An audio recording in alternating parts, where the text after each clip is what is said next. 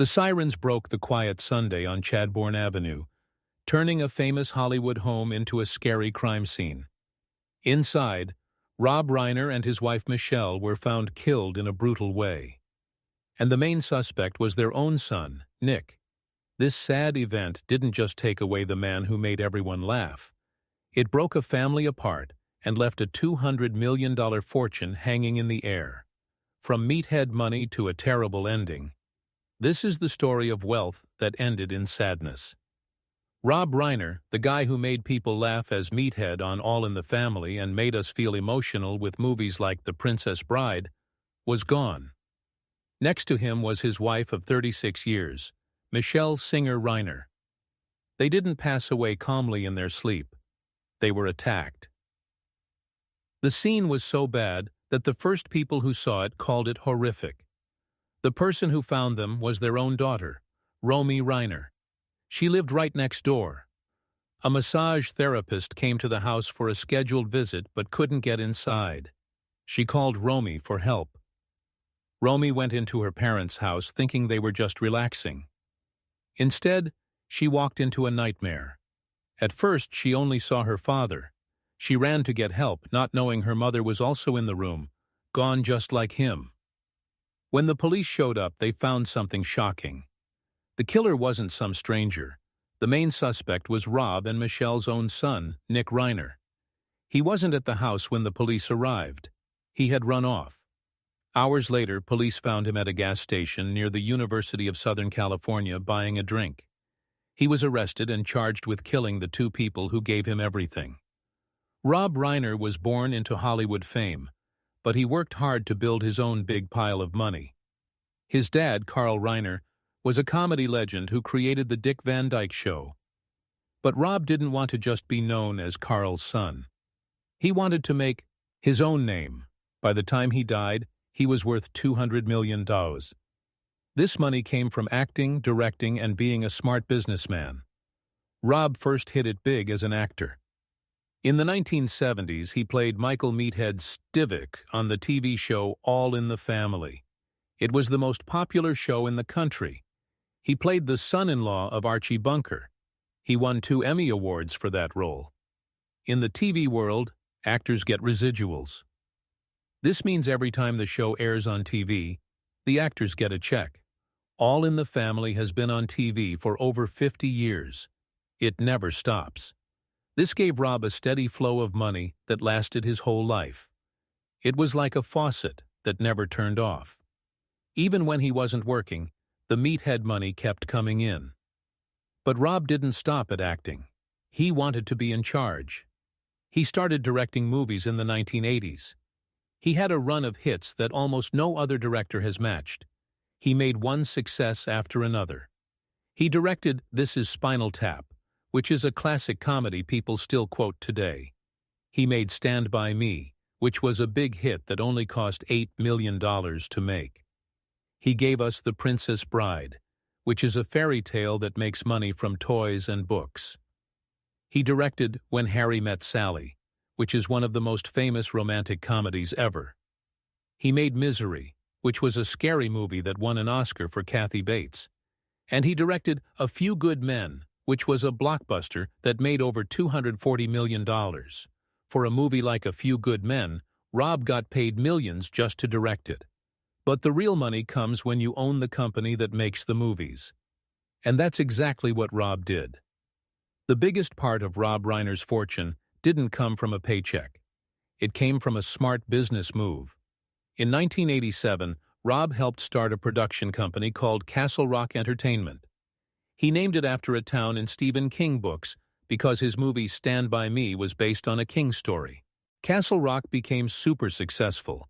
They made great movies like The Shawshank Redemption. But their biggest win wasn't a movie. It was a TV show about nothing.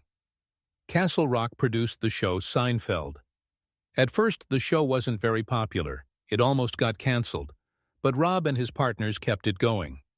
It ended up becoming the most profitable sitcom in history.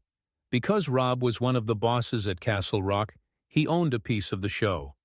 Seinfeld has made billions of dollars. Some reports say the show brought in $1.5 billion in revenue for Castle Rock. Every time you watch a rerun of Seinfeld or see it on Netflix, money goes back to the people who made it. In '93, Rob and his partners sold Castle Rock to big media guy Ted Turner. They sold the company for about $160 million. This sale made Rob super rich right away, but he kept earning from the projects he helped create. This deal is the main reason his bank account was so huge when he died. It was Seinfeld money. With all that cash, Rob Reiner bought some of the nicest homes in California. He didn't just buy houses, he bought pieces of history. His real estate was worth tens of millions of dollars. The house where Rob and Michelle were killed was a Hollywood gem. It's in Brentwood Park, a really fancy area. Rob bought the house in 1991.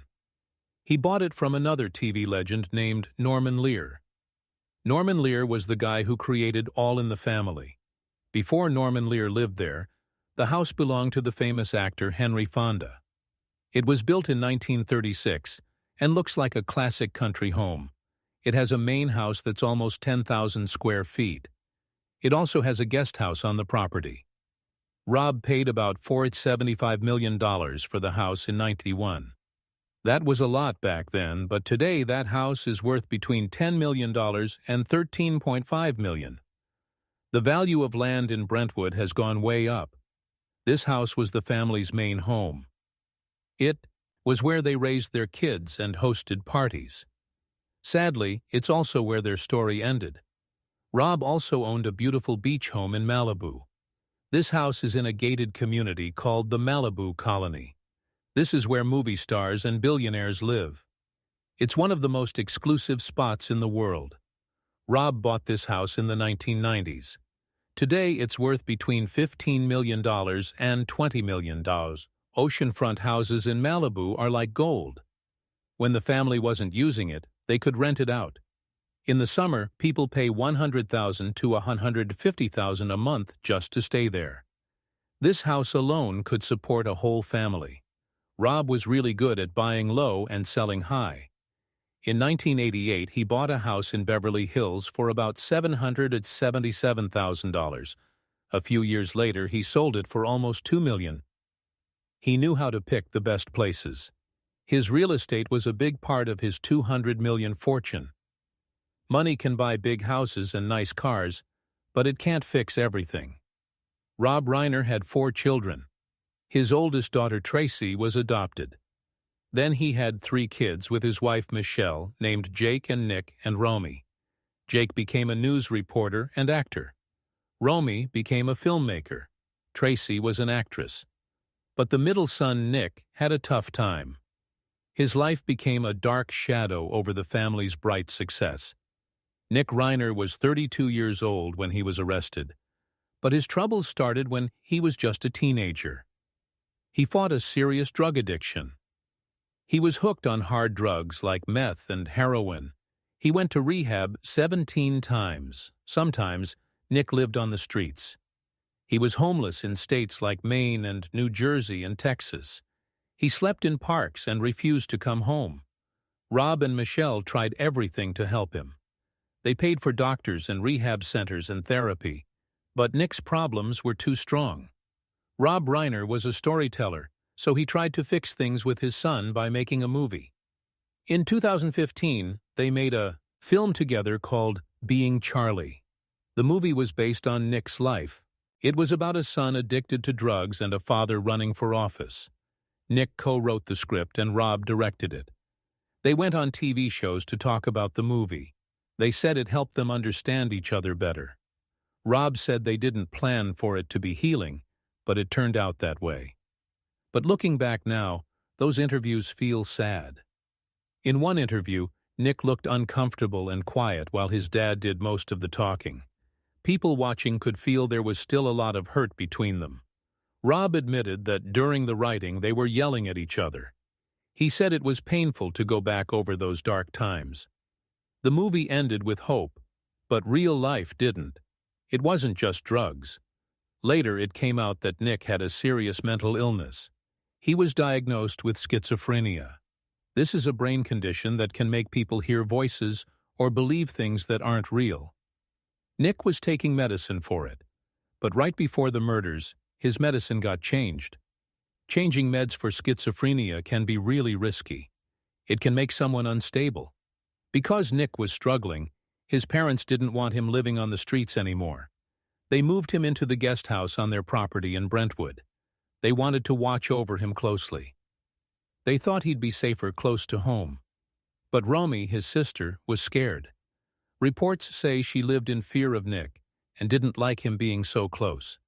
She had seen his angry outbursts before, and she was worried. The day before the murders on Saturday, December 13th, the Reiner family went to a Christmas party. It was hosted by the famous comedian Conan O'Brien. It should have been a fun night, but things went bad. Witnesses at the party said Nick was acting really strange. He was asking people if they were famous. He was wearing casual clothes like a hoodie, while everyone else was dressed up in nice holiday outfits. He stood out and seemed upset. Then Nick got into a weird argument with actor Bill Hader.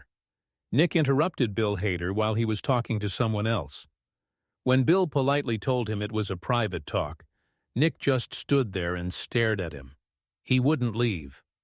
Then he stormed off angrily. This caused a big scene. Rob and Michelle got into a loud fight with Nick at the party. They were so upset that they left early. That was the last time anyone saw them alive in public. They went back to the house on Chadbourne Avenue, taking their troubled son with them. The next day was Sunday. It was quiet outside, but inside the house, something awful happened. Police believe that sometime that day, Nick attacked his parents in their bedroom. He used a knife. The attack was violent and quick. The death certificates say Rob died at 3:45 p.m. and Michelle died at 3:46 p.m. They died just 1 minute apart. After the attack, Nick left the house. He went to a gas station and bought a drink, acting like nothing was wrong. Meanwhile, his sister Romy came to the house and found the bodies. Her life changed forever in that moment. When police caught Nick later that night, he was wearing an anti-suicide smock in jail. This is special clothing given to prisoners who might try to hurt themselves. It showed he was in a really bad mental state.